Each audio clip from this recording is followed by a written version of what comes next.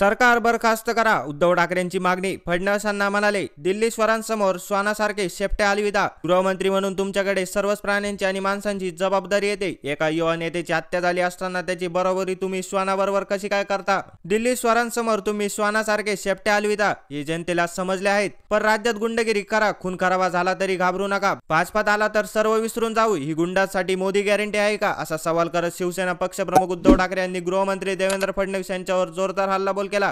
ते पत्रकार परिषदेत बोलत होते. भाजपा आमदार गणपत गायकवाड यांनी पोलीस ठाण्यात शिंदे गटाच्या नेत्यावर गोळीबार केल्याची घटना ताजी असतानाच शिवसेनेची माजी नगराध्यक्ष अभिषेक घोसाळकर यांची गोळ्या झाडून हत्या झाल्यानंतर विरोधकांनी गृहमंत्री देवेंद्र फडणवीस यांच्या राजीनाम्याची मागणी केली होती.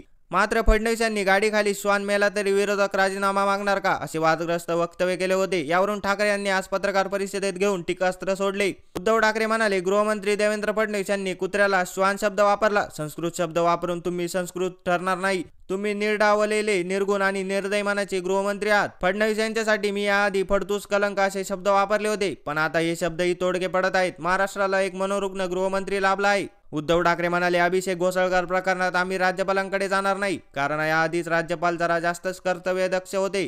माजी राज्यपाल कौशरी यांचा गुंड मॉरिस सोबत फोटो आहे. राज्यपालांच्या हस्ते अशा गुंडांचे सत्कार होत असतील तर दात कुणाकडे मागायची, असेही उद्धव ठाकरे यांनी म्हटले आहे.